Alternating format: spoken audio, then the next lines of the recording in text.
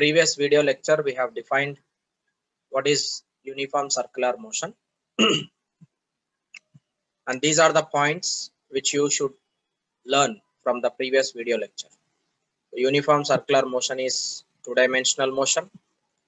Radius is constant. Speed of the particle which is in uniform circular motion should be constant. And velocity direction change, but magnitude does not change. Whenever velocity is undergoing change, that particle should get some acceleration, and that acceleration is called centripetal acceleration. And the magnitude of centripetal acceleration is v square divided by r. These are the important points which we have discussed earlier. Students, in this video session, we will learn about basic terms related to circular motion. Some basic definitions we will be discussing: angular displacement, angular velocity, and angular acceleration. Three basic definitions we will be discussing in this part. Now let us consider an object is moving in the circular path, and out of the total circular path, I am considering position of the particle only from A to B. Initial position of the particle is A, final position of the particle is B. Now when the particle is moving from A to B, this particle subtend some angle with respect to x-axis. You can check that clearly in the figure. It is mentioned A, when the particle is starting at position A, it is making an angle θ1 with respect to x-axis, and when it is going to position B, it is making an angle θ2 with respect to x-axis. The position A vector is making an angle θ1, position B vector is making an angle θ2. Now, whenever you want to find out displacement of the particle from A to B, that displacement can be represented in the form of angle projected by the position vector of the particle with respect to x-axis. That is what we define angular displacement. Angular displacement is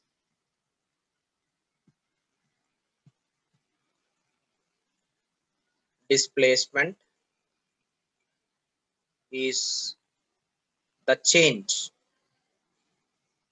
in angle made by position vector with x-axis. Now I can write down this angular displacement, that is theta b minus theta a, which is equal to delta theta, that is θ2 minus θ1. This is equation for angular displacement delta theta, and the unit is radian. As this is angle unit should be definitely radian. It will not have any dimensional formula. Angle is treated to be as a scalar. So angular displacement, which is particle moving from A to B, it is subtending some angle.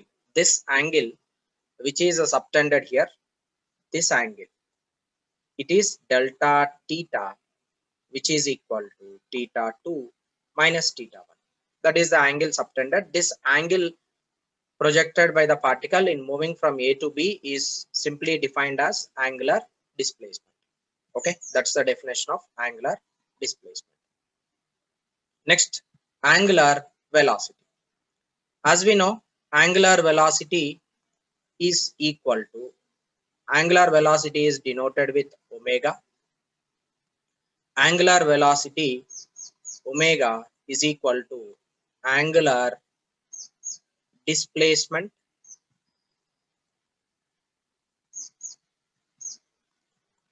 by time interval.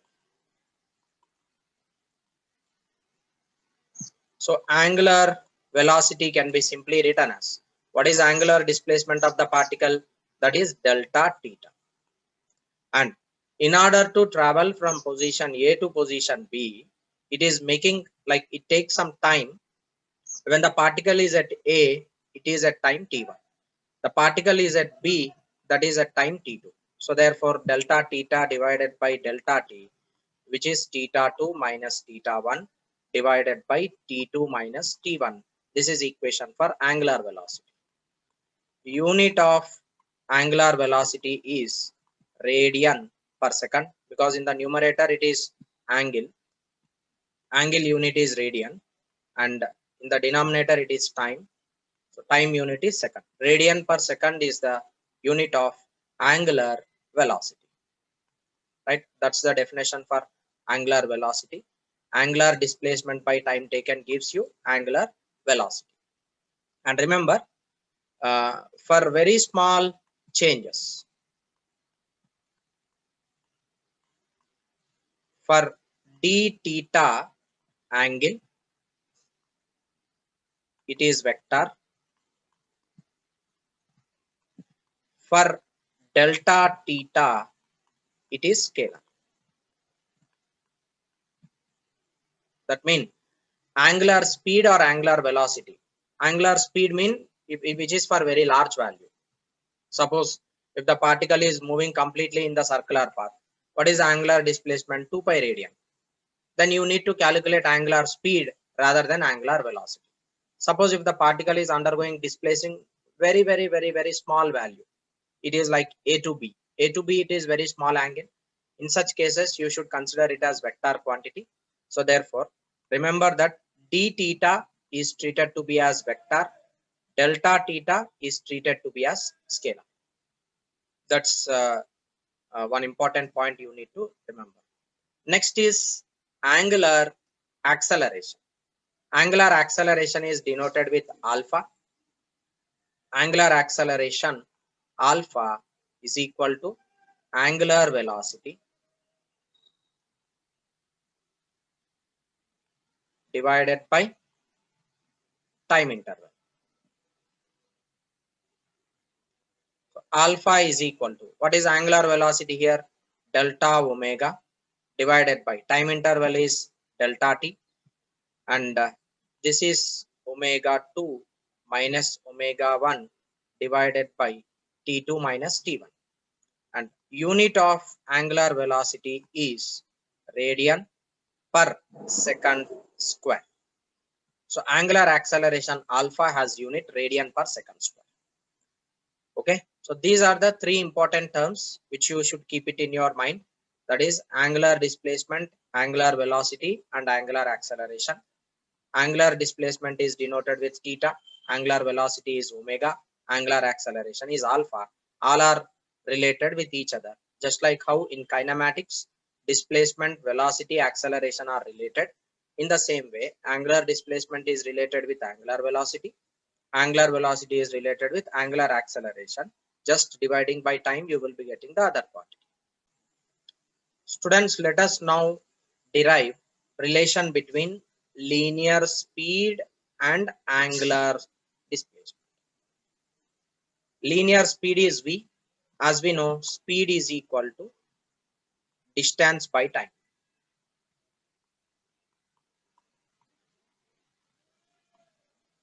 Okay, so I can now write speed v is equal to what is distance traveled in between a and b, that is length of arc AB divided by time interval. Okay, now how can you write this length of the arc? Length of the arc is equal to radius into angle. Angle is delta theta. This we will learn in mathematics. Length of the arc is equal to radius of this particular circular path. Radius of curvature multiplied with angle gives you this displacement A to B. I'll just substitute that here. It is V is equal to, what is length of the arc? Length of the arc is R into delta theta divided by, what is time interval? Time interval is delta theta. So V is equal to R into, what is delta theta divided by delta t, which is R into omega. Therefore, V is equal to R omega. V is equal to R omega, where V is equal to linear speed and omega is equal to angular speed, and r is equal to radius of circle. So this is the important equation which governs relation between V and omega. Now I'll just differentiate this equation, differentiating above equation. dV divided by dt is equal to R into d omega divided by dt, right? So if I differentiate that, what do you get? What is dV by dt? dV by dt is equal to A, d omega by dt is equal to alpha. I'll substitute that values here. This gives you A is equal to R alpha, where A is linear acceleration, alpha is angular acceleration. This is one important equation which you should keep it in your mind, and this is the second equation which gives you relation between linear acceleration and angular acceleration. Very, very important concept. Relation between linear speed, angular speed, relation between linear acceleration and angular acceleration. Students, in the earlier sessions, we already have discussed when our body is moving in the circular path, the magnitude of velocity will be remained same, but the direction is continuously changing with respect to time. And as velocity is undergoing change, we will be getting centripetal acceleration.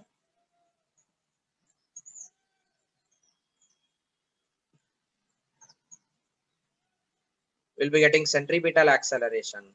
Centripetal acceleration is equal to v square divided by r. And this centripetal acceleration is inward. Inward, directed towards center of the circle.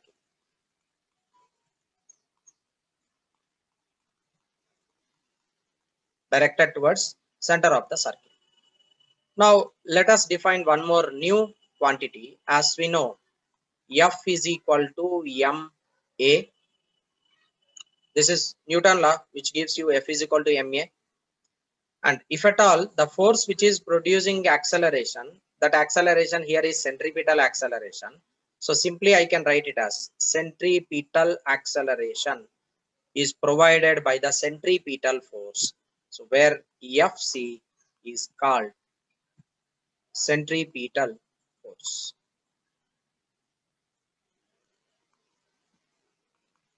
And centripetal force is equal to m into, what is AC written as? AC is written as v square divided by r. This is equation for centripetal force. Now this centripetal force, point number one is that centripetal force always drag particle towards the center,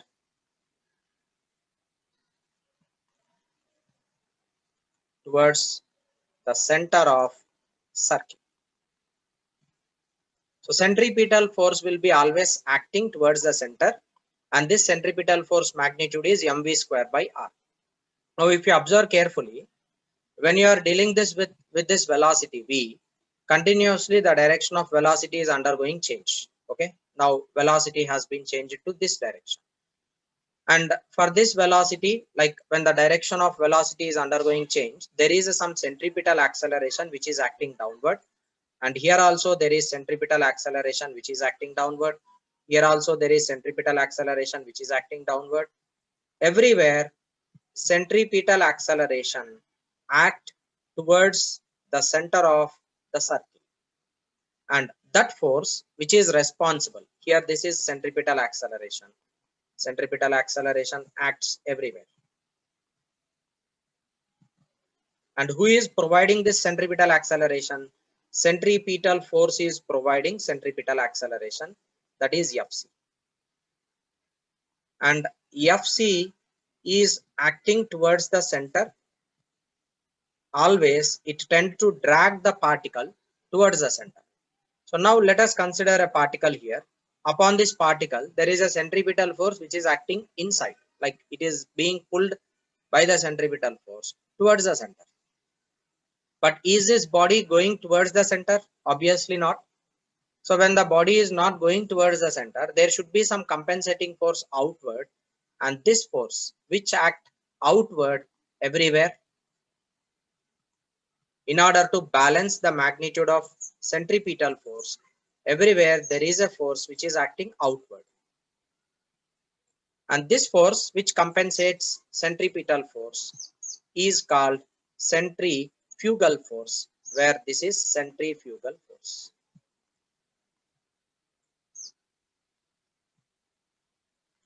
And magnitude of centripetal force should be equal to magnitude of centrifugal force. Magnitude of centripetal force should be definitely equal to magnitude of centripetal force. Both magnitudes will be same. So therefore, you can simply write centrifugal force also equal to mv square divided by r. So everywhere when a body is moving in the circular path or even just a curved path, definitely there will be a centripetal force acting towards the center, and its magnitude is mv square by r. It depends upon mass of the particle and velocity with which it is revolving. And centrifugal force is the force which compensates this centripetal force, which acts in outward direction. And the as magnitude of centripetal force and centrifugal force are equal, body will be moving with uniform circular motion. As a result, it completes the circular path. Students, let us compare differences between centripetal force and centrifugal force. Magnitude of centripetal force is the same and same to that of centrifugal force, but direction of centripetal force is inward. Direction of centrifugal force is outward. Force and velocity both are perpendicular to each other in case of centripetal, and in case of centrifugal also force and velocity are perpendicular to each other. Centripetal force is a real force, whereas centrifugal force is a pseudo force. Pseudo force comes to action if the body is in non-inertial frame of reference. So centrifugal force is a pseudo force. Centripetal force is provided by gravitational force or electrostatic force or tension in the string or spring force. Any component, any external agent can provide centripetal force. But centrifugal force, it is just an imaginary pseudo force. It itself comes to action. There is no external agent which acts by the centrifugal force. There is no external agent. So these are the differences between centripetal force and centrifugal force. If magnitude of centrifugal force dominates, body will be dragged outward from the center of the circuit. So there are many practical examples where centrifugal force can be experienced by the person. Suppose you are sitting in a bus, and if suddenly bus is taking a turn in the circular path, if a bus is taking a turn, automatically you will be pulled outward from the curved path. Who is pulling you outward in the bus?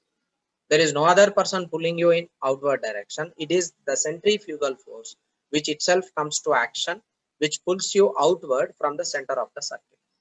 So whenever centrifugal force dominates, you will be pulled in outward direction.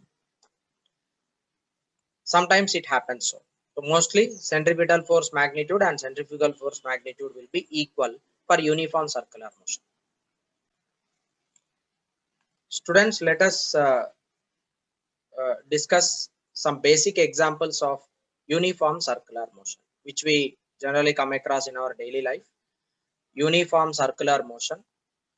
These are the basic examples which we will come across in our daily life, and these all are uniform circular motions. So first example is Earth revolving around the sun. Earth is revolving around the sun. When Earth is revolving around the sun, in the first case, like Earth revolves around the sun, there will be centripetal force acting towards the center of the circle, and outward there is a force which is centrifugal force, and this is centripetal force. Here in the first example where Earth revolving around the sun, this is Earth, and at the center you will have sun. The gravitational force between Earth and sun will act as centripetal force here.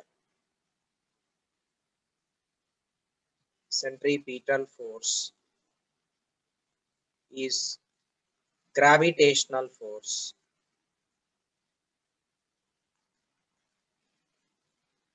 acting between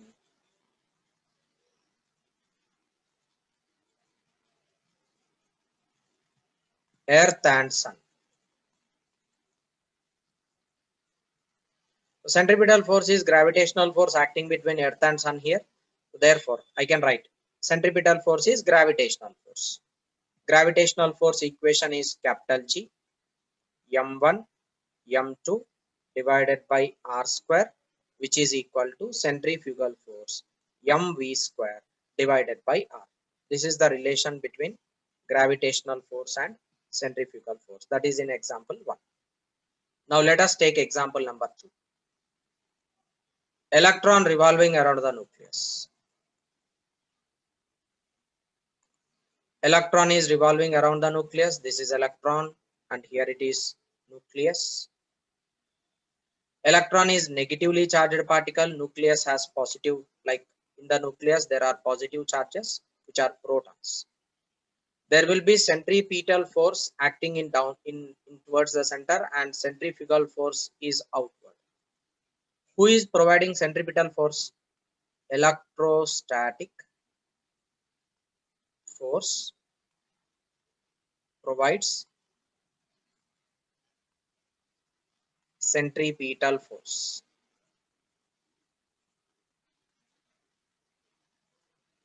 Electrostatic force provides centripetal force, which is balanced by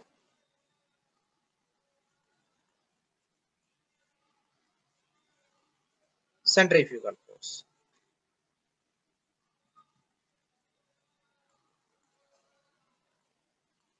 Therefore, electrostatic force equation is 1 by 4 pi epsilon naught Q1 Q2 divided by R square, which is balanced with mv square by R.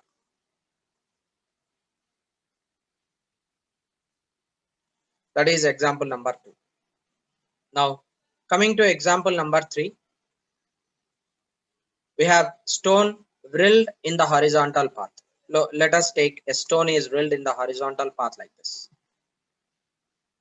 This is a stone, and this stone is being attached with a string. This is a string, and tension in the string is providing centripetal force, and outward force is centrifugal.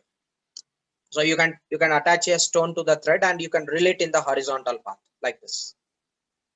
So if suppose there is a string, like if the string is being cut, then the particle will be moving in the tangential path to that particular circular path. So here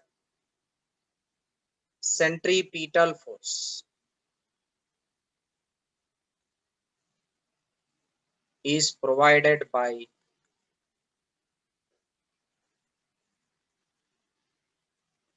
tension in the string.